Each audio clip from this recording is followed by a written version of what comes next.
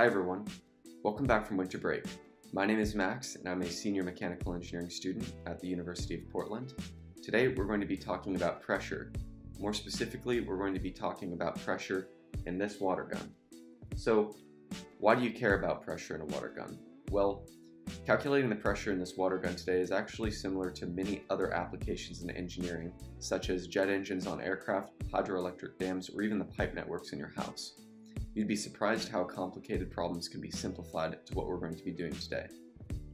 So, why do we want to calculate pressure and not just measure it? You would say, well, couldn't we unscrew this and put a pressure gauge on the top and then we could just read the pressure? The answer is yes, you can do that. But there are a lot of times where we can't measure the pressure of something directly and we need to rely on some other factor. So today we're going to be using something called the Bernoulli equation. And the Bernoulli equation says that we can calculate what the pressure is at this point if we know enough information about this point. And we're going to draw a streamline between the two and figure that out. Before we talk about that, let's talk about how we're going to set up the experiment. So we're going to mount this water gun on a table and we're going to give it some pressure. We want to pump up the barrel so we have enough pressure in here to shoot the water out. Then you're going to release it with this trigger, and then we're going to measure how far the water goes, and from that information we can calculate what the pressure is in this barrel. So let's talk about the Bernoulli equation and some of the assumptions that we have to make to actually make that work. So here we are looking at the Bernoulli equation. As you can see, it looks a little bit scary at first, but we're going to simplify it a little bit by getting rid of some of these terms. So first, we're going to get rid of the first term on the left-hand side because the water in the barrel of the water gun is stationary. Next, we know that the nozzle and the barrel are at the same height, so we can get rid of the height term on both sides. Lastly, we are measuring the pressure of the barrel relative to atmospheric pressure, so we can say that atmospheric pressure is 0 in this case.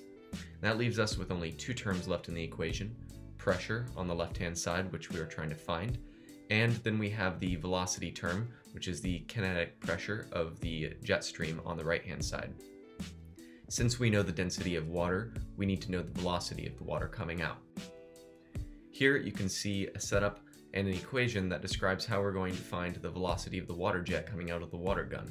If you've ever thrown a football before, you know that it follows a trajectory similar to this. This is called projectile motion. We can do the same thing with water by measuring the height and distance seen here. The equation on the right-hand side is what we're going to use to calculate the velocity of the jet. Lastly, I want you to check out some of these resources here if you're interested. I linked the Wikipedia page to the Bernoulli equation in the description of the video, as well as the tech engineering website I used to build this experiment.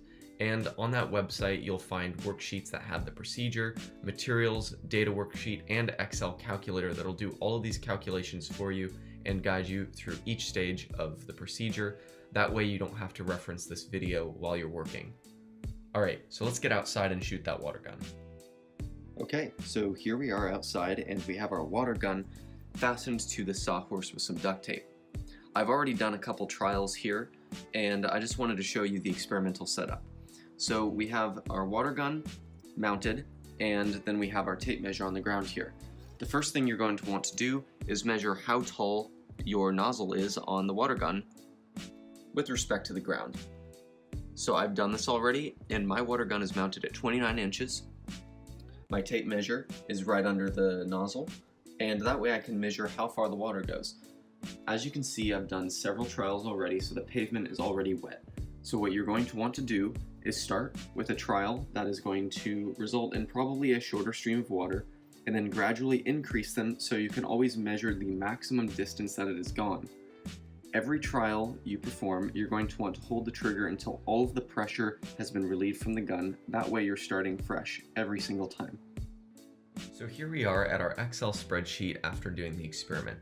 And you can see that it does a lot of the calculations for you. So I'm going to show you briefly how to plug in that data and how to interpret it, and then we'll wrap up with how you might be able to improve your experiment, and then we'll be done. So as you can see here, this is where you enter your data. You want to enter number of pumps, distance traveled, and the height of your water gun. Notice that the height of the water gun should be the same for every single one of these cells, Unless you adjust the water gun halfway through, then make sure that that height is changed in correspondence to the trial that you changed the water gun height. Everything else here is calculated for you.